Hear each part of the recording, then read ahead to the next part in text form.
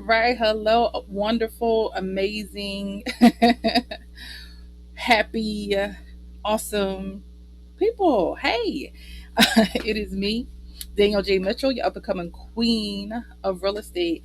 And I am here for today's and this week's Tuesday tip at 2. So we are gearing up. We are gearing up to talk about, actually, let me rewind. We are continuing in our series talking about real estate myths. Okay. So this is probably either be my last one or second to last one if I find something really good. But continuing in this series in regards to real estate myths. And this myth is um I need to find my house first before I get pre-approved. Like I have to find the perfect house I want, right? I'm just testing the waters. I don't even know if there's a house out there for me yet. So it's fine. I could wait to get pre-approved while I find the perfect house. I don't want my credit hit. It may or may not be a house out there for me. So why would I go through all of that and get pre-approved? I'm just gonna wait. Let's talk about it. Number one, it is me, Danielle J. Mitchell. I've become a queen of real estate, and I'm here for today's and this week's Tuesday tip at 2. Because I don't think I said that at the top of this. This is gonna be really quick because I got stuff to do. Booked and busy, right? So what I need you guys to do is like, share, comments, do all that good stuff up there. Okay. I need you to follow. I need you to subscribe. I need you to share. I need you to do everything. Okay. Also, listen, follow me on my other social media outlets. My handles for everything, I believe, is djmrealty. So if you go to Instagram, on the TikTok, on Facebook, on Twitter, that is my handle. LinkedIn, next, I'm everywhere. Okay, you can find me somewhere. So go on there, follow me. Whatever your twist is, I'm on there. Okay, because I post fun stuff on there as well. Anyhow, let's dive into it. You don't have to get pre-approved, um, upfront. But this is what's going to happen. You're going to find a perfect house, and you're going to miss it because you did not get pre-approved up front. Let's just be clear. Let's get straight to the point. At the end of the day, you're going to miss 9 times out of 10. I'm not going to say absolutes, but 9 times out of 10, you are going to miss out on that so-called perfect house because you are behind the 8 ball, sweetie. Okay. So in this day and age, it is, of course, the market is slowing down a bit. Um, from what I can tell, it's still pretty busy. It's still a lot of movement. It's still a lot of people who are buying. Some of that may have waned, as I continually say. Instead of it being you competing against 25 offers, maybe it's like 20. Maybe it's 15. Maybe instead of competing against 8, it's 5. It's still competitive out here. It's still a seller's market. There is still low inventory.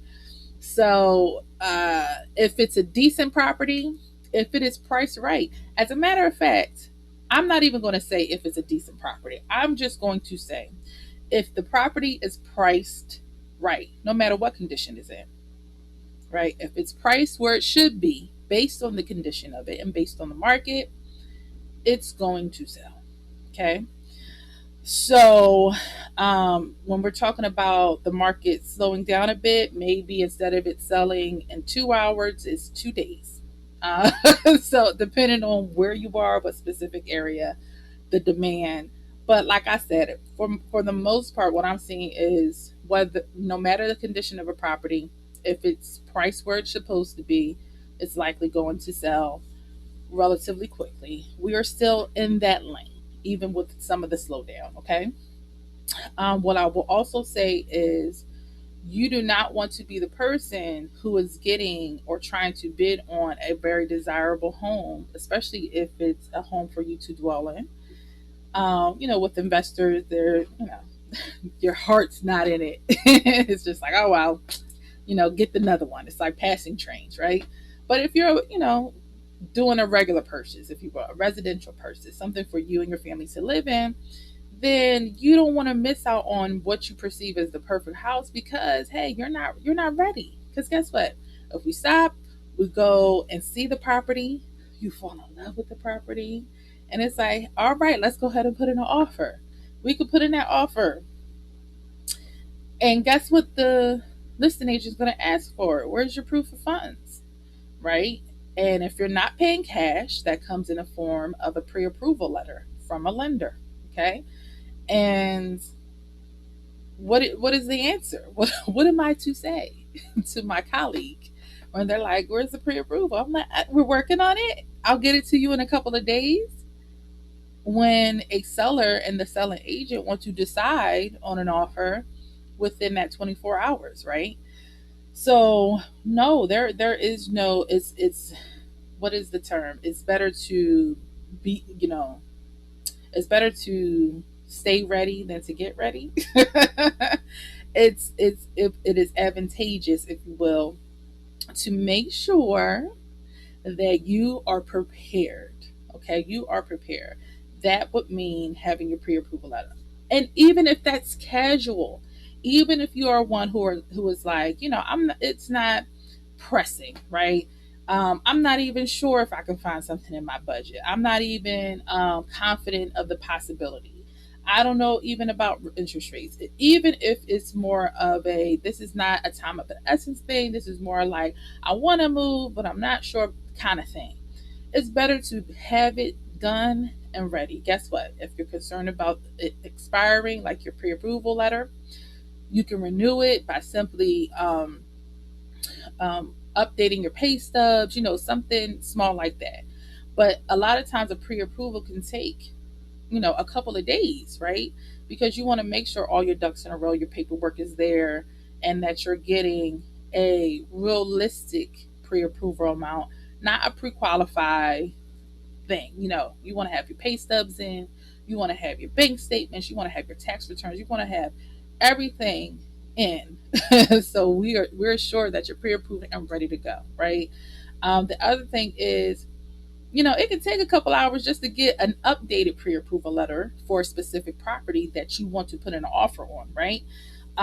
Because depending on the property, maybe you need to, push the envelope a little bit with your budget, making sure that there is room to do that.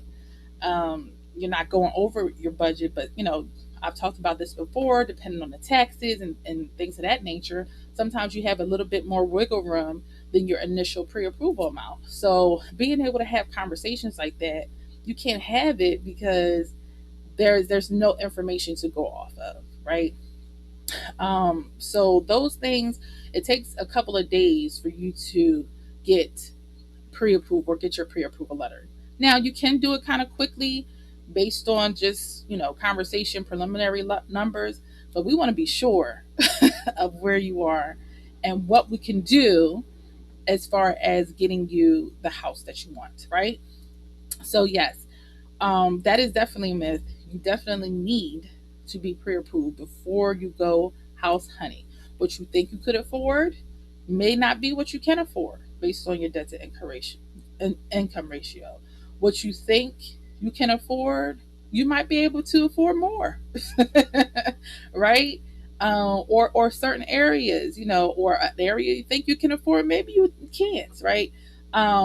So, and those things aren't bad things. It's good to just know with definitively. That's the word. What you're able to do and how you're able to maneuver in this market. All right. That is all today. I wanted to keep it short. So, because got stuff to do. Okay. So, I hope everyone has an amazing day. Remember, there's no place at home, no place at home by. Oh, before I forget, here you go. Boom. Book.djmrealtyco.com. Again, I need you to go to book.djmrealtyco.com and schedule your buyer or your seller consultation. Listen, if this is helping you or could potentially help somebody else, please share. I appreciate it. Bye, guys. Talk to you soon. See you next week.